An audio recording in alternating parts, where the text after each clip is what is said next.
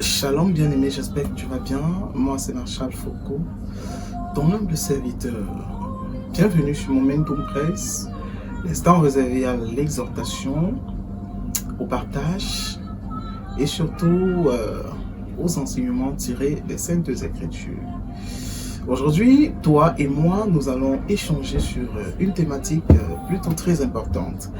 Je suis avec vous jusqu'à la fin des temps.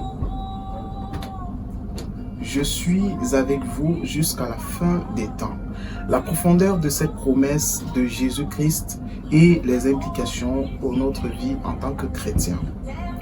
Bien-aimé, parmi toutes les paroles prononcées par Jésus-Christ, il y en a une qui apporte une paix immense au cœur fatigué. Matthieu 28, verset 20 le dit. « Et voici, je suis avec vous tous les jours jusqu'à la fin des temps. » Cette parole semble simple, mais les implications sont profondes, puissantes et bouleversantes pour celui ou celle qui cherche réellement la face de Dieu. La première implication, bien-aimée, de cette parole de Jésus-Christ, elle signifie que tu n'es jamais réellement seul. Oui. Bien-aimé, à des saisons, il y a souvent des saisons où l'on se sent abandonné. Certaines personnes s'éloignent, certains combats doivent être traversés en silence. Certaines douleurs ne peuvent même pas être expliquées avec des mots et parfois l'on se sent tellement mal dans sa peau.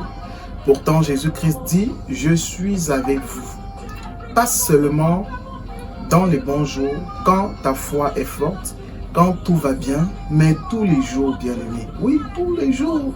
Il le dit avec beaucoup d'aisance, avec élégance, même dans les nuits de doute, même dans les saisons de fatigue, dans les moments où tu pleures seul.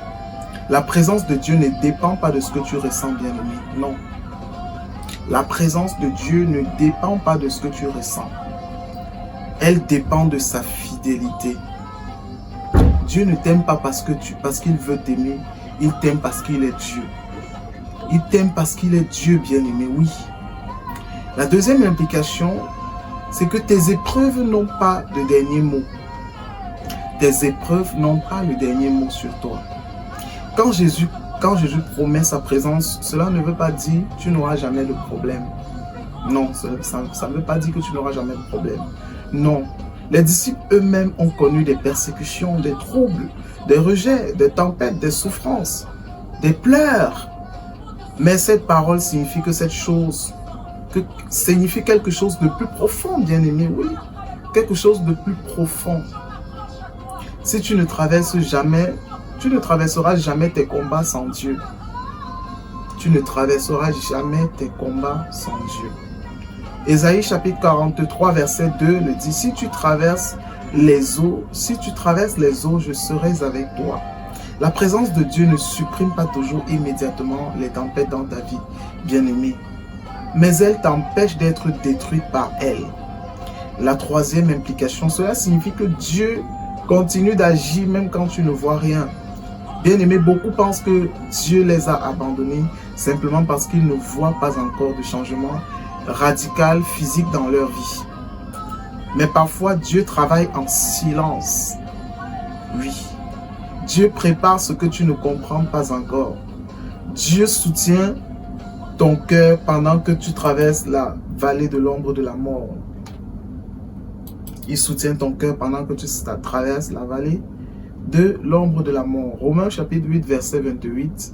Allons le lire. Toutes choses concourent au bien de ceux qui aiment Dieu. Toutes choses concourent au bien de ceux qui aiment Dieu. Même dans les saisons confuses, Dieu reste présent et actif dans ta vie, bien-aimé. La quatrième implication, cela signifie que tu avances sans vivre dans la peur. Tu peux avancer sans vivre dans la peur. Ce siècle est rempli d'anxiété, d'incertitude, de peur du futur. Mais quand Jésus-Christ te dit « Je suis avec vous », cela veut tout simplement dire que le croyant n'avance plus seul face à l'inconnu. Il n'est plus seul dans ses combats. La Bible dit dans Psaume 23, verset 4, « Je ne crains aucun mal car tu es avec moi. » La présence de Dieu devient donc une sécurité intérieure. Même quand tout est instable autour de toi, ton cœur, lui, il reste attaché, il reste en paix avec ton Créateur. Et la dernière implication, bien-aimé, cela signifie que Jésus-Christ ne t'abandonnera pas, même quand tu tomberas. Jésus ne t'abandonnera pas, même quand tu seras tombé. Bien-aimé, parfois tu veux avancer avec Dieu, mais tu tombes encore, tu doutes, tu faiblis, tu fais des erreurs, tu te décourages. Et souvent, l'ennemi veut te faire croire que Dieu est fatigué. Mais Jésus n'a pas dit son dernier mot. Jésus le dit dans sa parole. Je serai avec vous. Je serai avec vous jusqu'à la fin des temps. Il ne dit pas, je serai avec vous seulement quand vous serez parfait. Il dit, je serai avec vous tous les jours. Je serai avec vous tous les jours. Et c'est important de le retenir. Même dans tes combats, Dieu continue de tendre sa main vers toi, bien-aimé. Même dans tes combats, Dieu est là. Même dans tes peines, il est là. Même dans tes doutes, il est là. Dans tes peurs, il est là. J'aimerais partager une vérité profonde avec quelqu'un qui m'écoute ce matin. La plus grande richesse d'un chrétien, vous savez, quelle est la plus grande richesse d'un chrétien de notre siècle? Ce n'est pas l'absence des problèmes, non. C'est la présence de Dieu au milieu de ta vie, bien-aimé. C'est la plus grande richesse. Lorsque tu restes seul et que tu peux sentir la présence de Dieu dans ta vie, alors sens-toi heureuse. Sens-toi heureux, bien-aimé. Dis-toi que tu as gagné le jackpot. Dis-toi que tu es au bon endroit et que tu es béni. Parce qu'avec Jésus, tu traverses la douleur sans perdre totalement espoir. Avec Jésus, tu peux avancer même étant fatigué. Avec Jésus, tu peux continuer même quand tout semble flou. Avec Jésus, l'impossible devient possible. J'aimerais prier pour les athées ce matin. Je voudrais prier pour des personnes qui en ont marre, des personnes qui ont longtemps fait confiance et qui ont été abusées, des personnes qui ont des attentes face à Dieu. Je voudrais également prier pour le peuple israélite. Je voudrais prier pour les Israélites ce matin. Si tu es israélite et que tu m'écoutes en ce moment, n'hésite pas de mettre Amen à la fin sur la barre des commentaires. Je voudrais également prier avec ceux et celles qui ont reçu l'évangile et qui ont décidé de ne pas croire en Jésus-Christ. Seigneur Jésus, merci pour cette promesse merveilleuse. Je suis avec vous tous les jours. Quand je me sens seul, rappelle-moi ta présence, Père.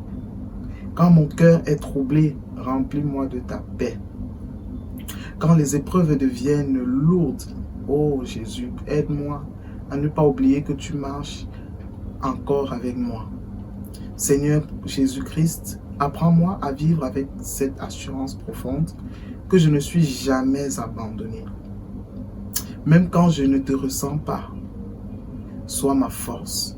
Même quand je doute, reste mon refuge. Même quand je tombe, relève-moi avec amour. Merci parce que ta présence est plus grande que mes peurs. Merci Père éternel, parce que tu es plus fort que mes combats. Tu es fidèle que les circonstances de ma vie, Père éternel, Dieu Tout-Puissant. Aide-moi à marcher chaque jour avec confiance et sachant que jusqu'à la fin, tu resteras avec moi, maintenant et pour toujours. Au nom puissant de Jésus-Christ, j'ai ainsi prié. Amen.